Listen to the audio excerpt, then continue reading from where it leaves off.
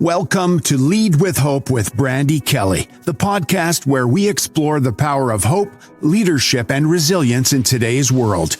Each week, we'll bring you stories, insights, and actionable advice from leaders, innovators, and change makers. So let's dive in and discover how you can lead with hope.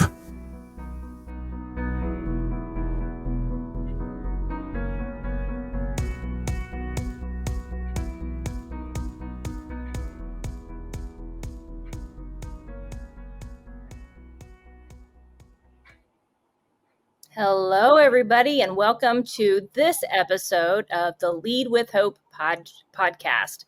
Today, I am super excited because we're joined by two distinguished educators, Dr. Jenni Donohoo and Glenn Forbes. And by the time we end this podcast, you are going to hear about their most recent book launch. And so don't miss that. At the very end, they're going to share more about that. But as we get started today, Jenni and Glenn, share your story with us. Tell us who you are and why you became an educator. Thanks, Brandy. And it's great to be here as a guest today on your podcast with Jenni. It's a fantastic opportunity to share a little bit about what we do. And thanks also for allowing the opportunity to speak about our most recent project, which has been a book that we've written together. I've been an educator since the year 2000, and I grew up in a family of educators. My mother, my father, I have two sisters, a brother that are all teachers. They've all been educators. In fact, in our family group chat, in fact, 2 days ago, my mum had a really unique story. She went to university with my brother. They were in the same class together. So my brother, just out of high school, had the privilege of attending uni with his mother, and they graduated together. There was a graduation photo of them standing side by side. So he probably didn't attend as many university parties as he would have with his mum there in the same cohort. But that was just a nice little story of our family. And I grew up in a family of educators, and I think the thing that has been so rewarding in our role is that sense of purpose and that sense of making a difference that education brings. And I grew up in a small town in Ontario, Canada, but I've been living in the United States now for just over 4 years. I've been in education for a little over 25 years. And while I loved teaching students, I also enjoy working with adults. And so I've spent the last couple of decades working in schools and districts and with organizations trying to improve the quality of professional learning. I think what drew me to the field of education was in university, I became really interested in how people learn. And unlike Glenn, I did not grow up in a family of educators, but I did get married to a teacher. My husband, Jim, spent his career teaching special education. We have two golden retrievers, Stella and Lucy. Oh, I love golden retrievers. Now, Glenn, you talked about your parents being educators. I do think that a lot of times our purpose as educators comes from, what we've experienced, our surroundings, our environment, the people that we grow up with. And it's very missional. Education as a field is very missional, and we have a very deep sense of purpose. And so with your background of being raised by educators, tell me, how did that play out in your childhood and upbringing?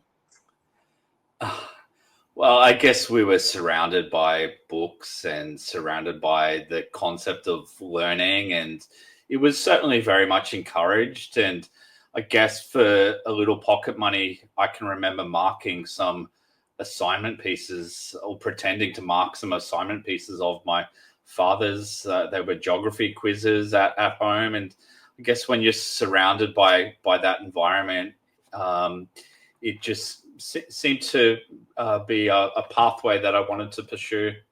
Mm-hmm.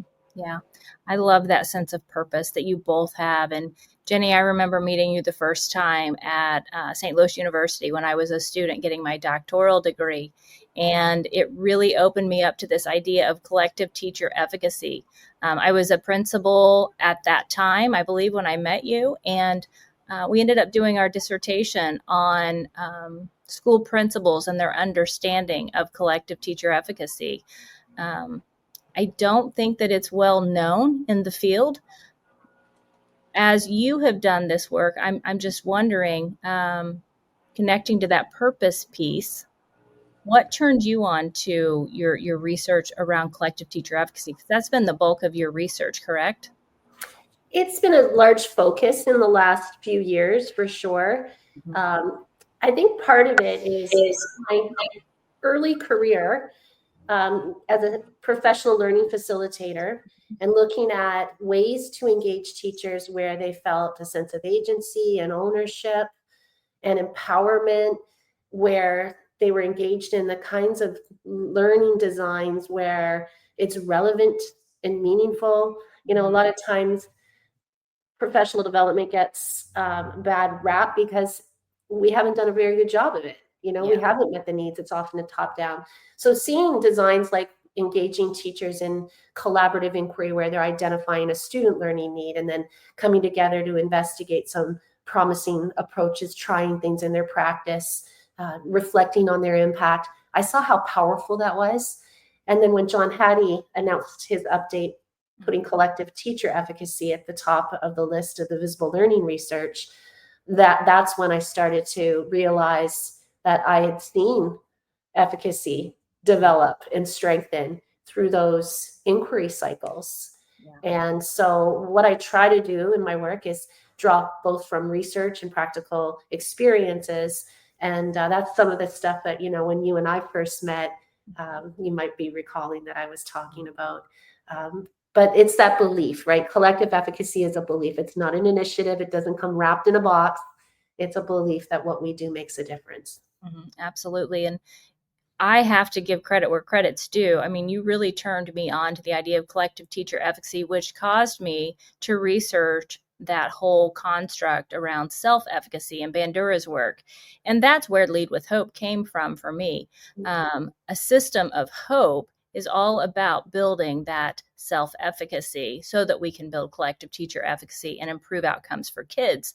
And to me, hope stands for habits, optimistic outlook, passion, purpose, perseverance, and excellence. And I believe that we all need hope in this life, but hope without action is just wishful thinking. So what habits or actions do you both engage in to reach that potential, your fullest potential? Glenn, do you mind if I go first? Go for it, Jenni. Is that okay? I feel like I talked a lot in the last segment and I feel guilty, but I was reading an article recently about hope. And they noted that while hope is an emotion that we all perform individually, they also recommended that when people do it as a collaborative practice, it's a good way. It's a good strategy to hope together. And that really resonated with me. They said to get the most out of hope, it's best to do it with others, such as trusted friends, family members, or colleagues. And Glenn and I, in our work together, and we met through his interest in collective efficacy as well, and as a school leader, we really are trying as thought partners in the last couple of years, we're really trying to understand these group level emotions like hope and identify things that can stifle or strengthen efficacy. You call it actions or habits, and we call them micro moves. And we're trying to really get to identify some of the things that groups and teams can engage in to succeed collectively. Okay. Sorry, Glenn, I cut you off, so I want you to jump No, in. that was great, Jenni. I think you did a really great job, and I think, Brandy, you're totally right. Without action, hope is just wishful thinking, and we've found that in the schools and the teams that we've worked with, unless there's a clear plan with a focus on quality implementation, and Jenni knows about that also because that's the title of one of her other books, which I've read. Hope can just be wishful thinking. So the work that we've done through building that sense of collective belief is describing a number of micro moves that potentially could become habits over time, habits of your leadership, that you're able to implement to improve the levels of belief in your context? Yeah. So with these micro moves, I've got to ask, what are some examples that you would share to optimize potential? One of my favorites, and this really comes from, it's that Chris Voss piece, Glenn, that I'm going to share. He's a hostage negotiator. Mm-hmm. And what he talks about is the power of labeling emotions. He said that if you label a negative emotion, it diminishes it. But if you label a positive emotion, it will amplify it. And that's what he's learned in his work around hostage negotiation. And so, labeling positive emotions, we know that emotions are contagious.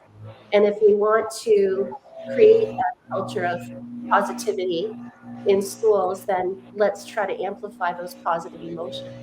Yeah, absolutely. That's great. Now, when we move into mindset, we move into that optimism, what I call optimistic outlook.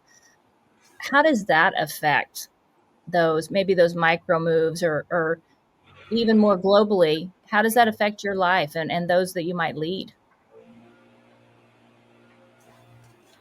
Glenn, do you want me to go first, or do you want Yeah, to? you go first. You go first, Jenni, for this one.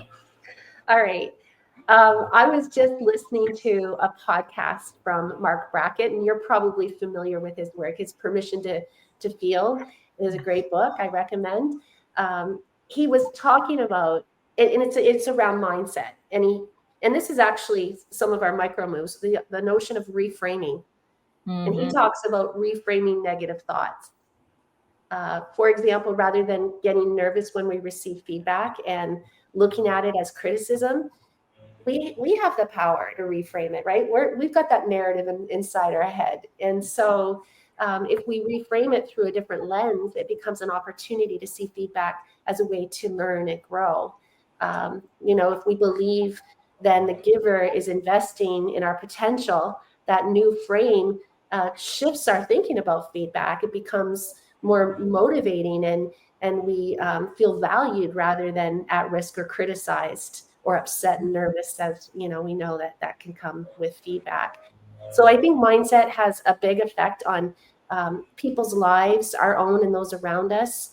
And I've always been a pretty positive, optimistic person, but I catch myself needing to reframe some of those negative emotions from time to time in my own mind, becoming aware of them, and then interrogating the narrator inside my head. It becomes important. Exactly. Yeah, exactly. And it's so true. They say you have to lead yourself well before you can lead others well. And a lot of that is our thought life, what we are allowing ourselves to focus on. It grows. How about you, Glenn? Brandy, it was such a great point, that concept of an optimistic outlook. And when Jenni and I were designing and completing the research and identifying the enemies of efficacy, we'll just give you a little reveal about one of them. We in fact identified negativity as one of the enemies of efficacy. And I guess we proposed a theory of action by elevating positivity, what essentially is an optimistic outlook. We can overcome negativity as an enemy of collective efficacy. And Jenni's point was perfect about how we can reframe negativity to elevate that sense of positivity, to have an optimistic outlook. And we identified 3 little micro moves that schools and school leaders can implement to amplify the sense of positivity within their context. And schools are really busy and complex places, and these micro moves, like labeling emotions or recognizing and celebrating progress, and leveraging the power of a positive narrative, are really critical, I think, to harnessing that sense of optimism and fostering that optimistic outlook within your context. Yeah, I love that. And I love the idea of micro moves because, as you said, Glenn, it really puts a fine point on the importance of simplicity. It's the little things that we do intentionally every day that really do reap the big results. So that kind of takes me into that purpose passion question. And so, Jenni, we've kind of established that, in terms of the Lead with Hope framework, purpose, passion, perseverance are all important things that we need to have in our lives. But can you tell us a little bit more about what is your purpose or what, as you see it, and what fuels your passion?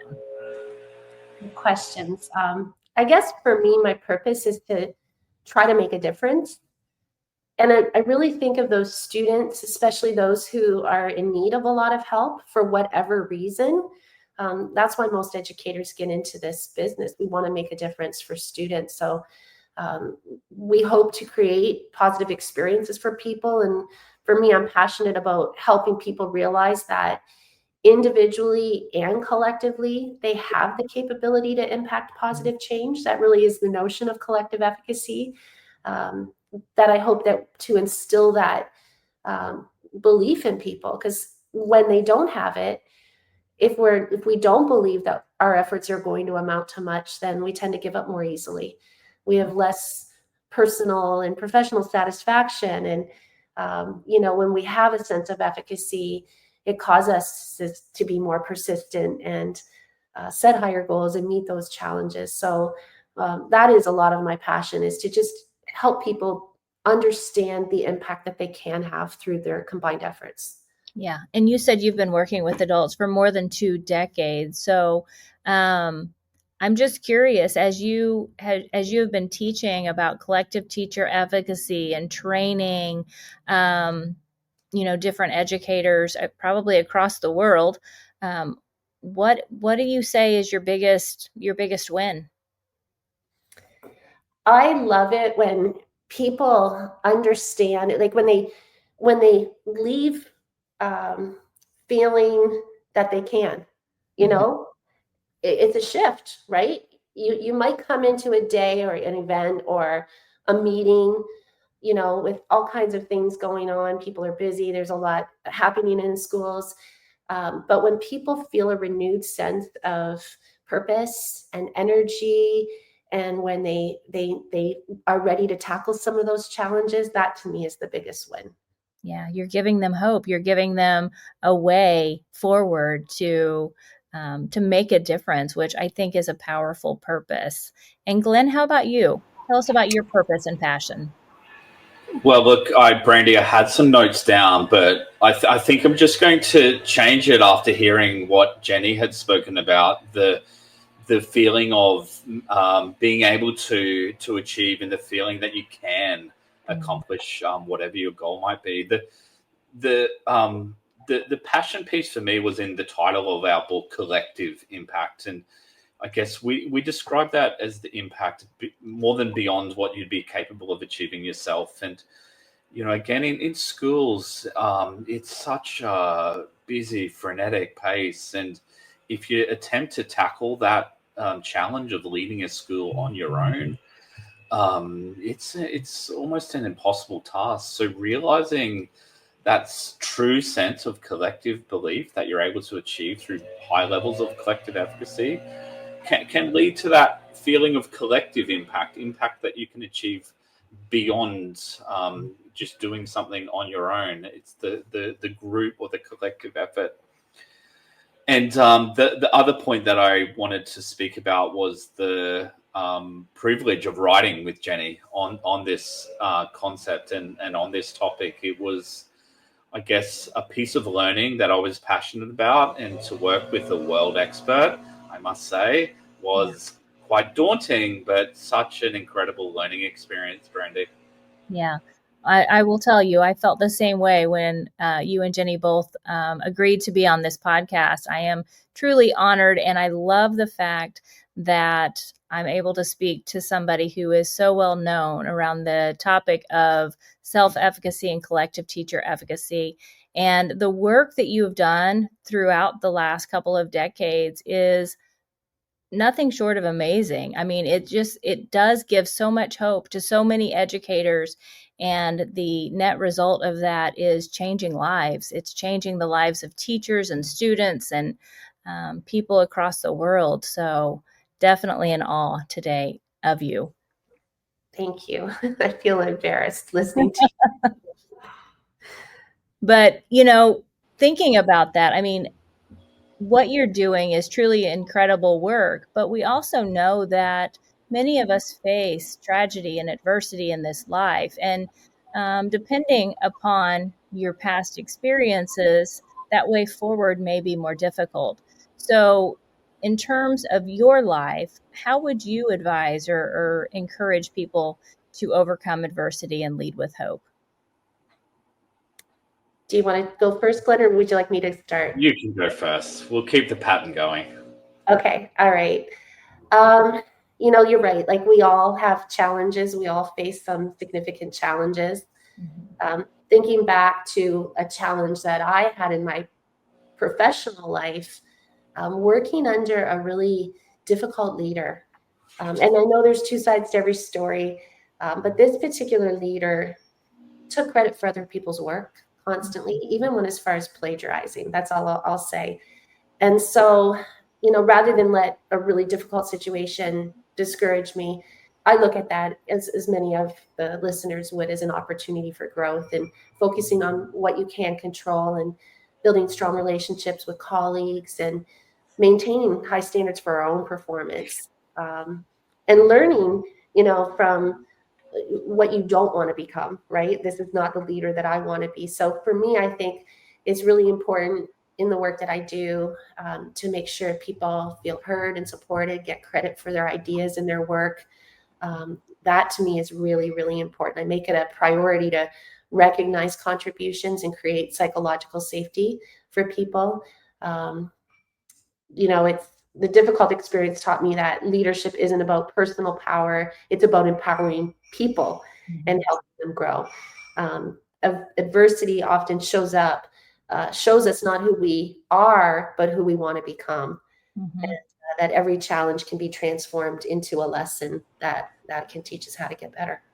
Yeah, I love that. I love that. And I think that through those times of discomfort, as long as we can reframe it and have the mindset that it is an opportunity to grow, that's exactly what we'll be able to do through that process. Yeah. And Glenn, have you had adversity, or would you give some advice for how to overcome and lead with hope?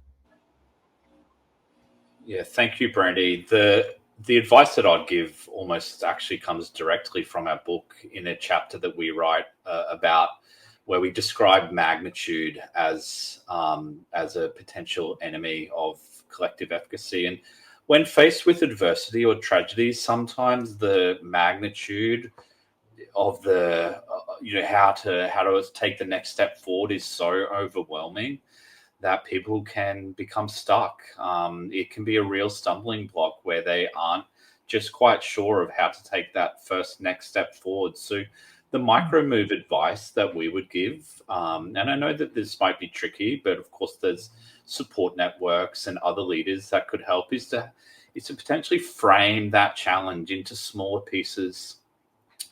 Think of what could be achieved in the next hour or in the next day, or what's the priority at this particular moment, before thinking about the challenge as a whole, and becoming just simply overwhelmed by the size of the problem.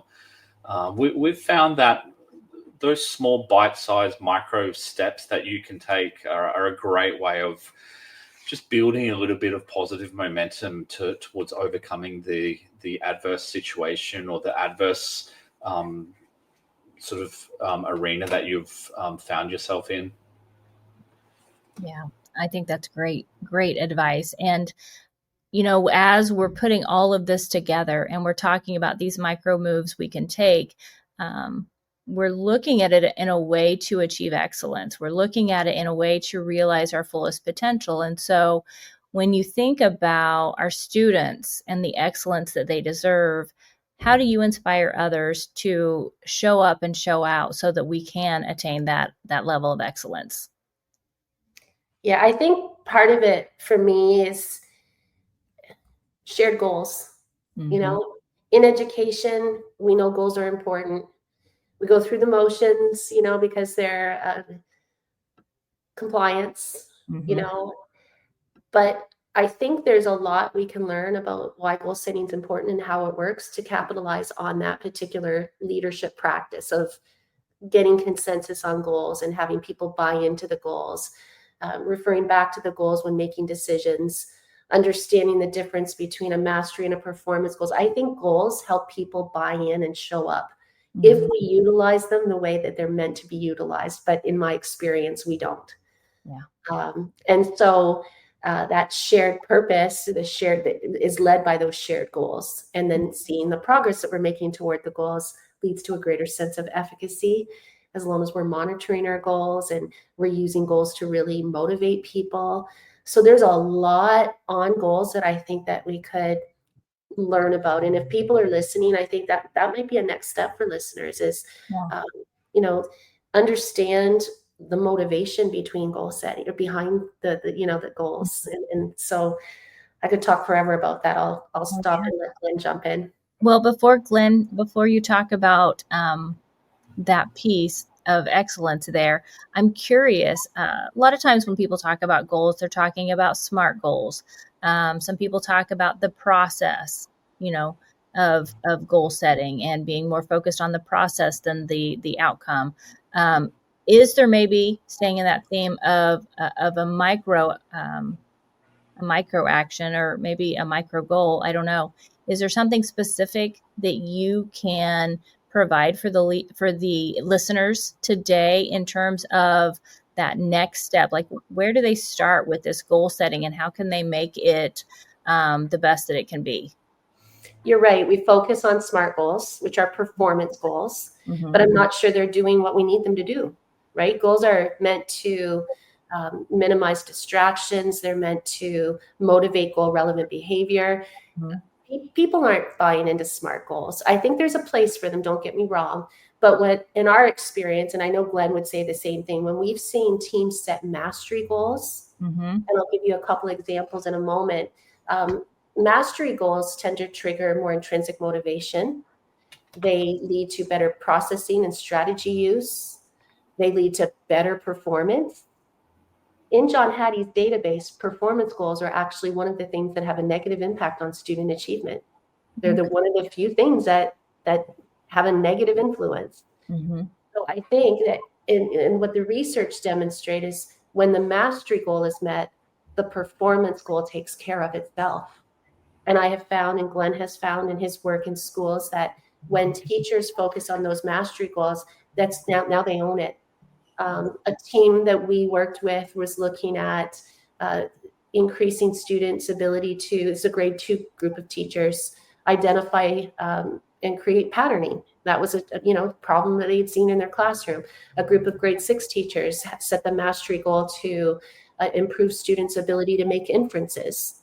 A group of grade 7 or grade 9 science teachers, because they value hypothesizing, and they set the goal to have students form and support better conclusions based on their scientific experiments. So those mastery type goals, this is now something that the teachers can really buy into. Yeah. Now, most schools have PLCs, or a lot of schools do. I shouldn't say most. A lot of schools have PLCs. And in that framework, is that where they start working on these mastery goals and setting these mastery goals collectively? That's what Glenn and I would recommend. And I know, Glenn, in your experience, you've done a lot of that work at your own school. Yeah, thank you, Jenni. And Brandy, to answer the question about promoting that sense of excellence, we all know the one excellent teacher who's just a brilliant practitioner and producing excellence in their classroom. But what we're most interested in is how we can spread that excellence and develop that sense of collective excellence. One teacher, improving a school one teacher at a time is potentially just too slow, and achieving excellence together is a goal of a school or a faculty or a building. How do we develop that sense of collective excellence? What does excellence, in fact, mean? How do we move from building a shared understanding to then taking shared actions? And through setting those mastery style goals in a collaborative group and forming a commitment to those goals and then acting on that and of course reflecting and then evaluating your impact is a nice logical step that some teams can make in their context.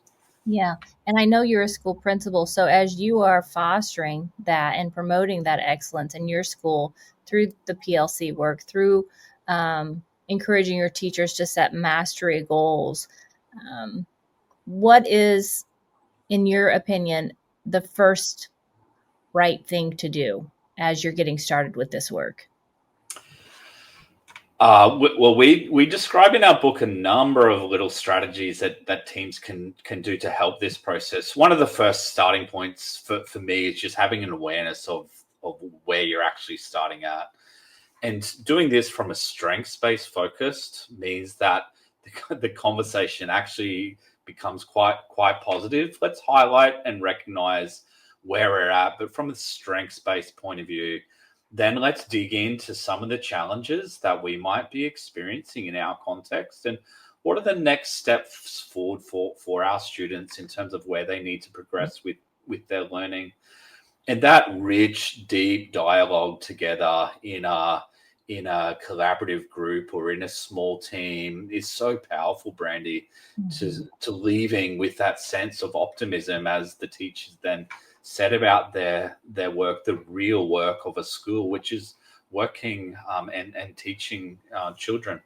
Yeah, absolutely. And that's why we're doing what we're doing, is we want to improve outcomes for all of our kids. And so, hearing about this book and hearing about these micro actions that we can take, I can't wait to go to Amazon and purchase the book. So with that, Jenni, do you want to tell us a little bit about your new book?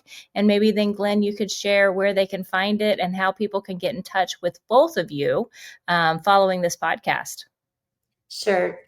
So we've collective impact, identifying and overcoming, really, it's about overcoming the enemies of efficacy.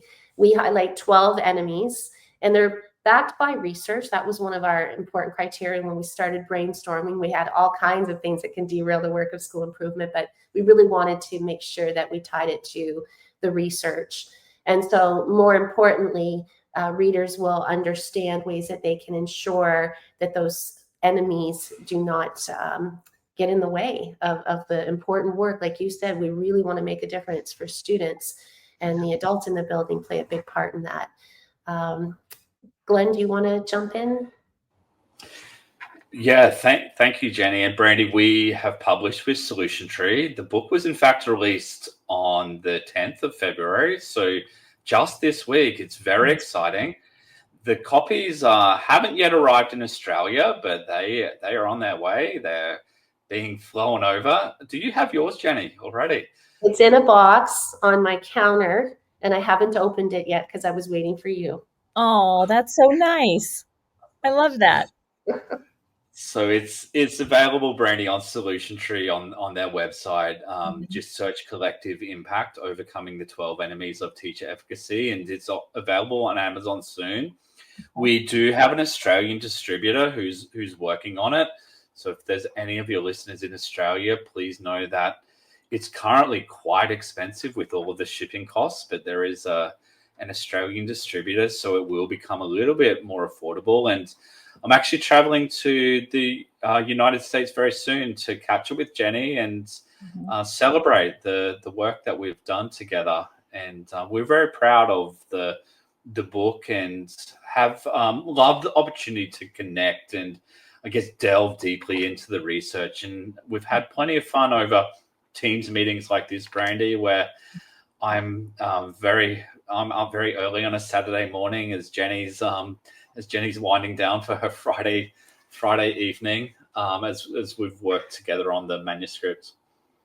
Yeah, the time change between here and Australia, I'm sure, has been a challenge to overcome. But where there's a will, there's a way, and this book is definitely going to make a difference in education, which, by its very name, Collective Impact, it says that it's going to help provide hope in the field of education to improve outcomes for our adults, our teachers, our staff, our students. And I am so grateful for the work that you're both doing.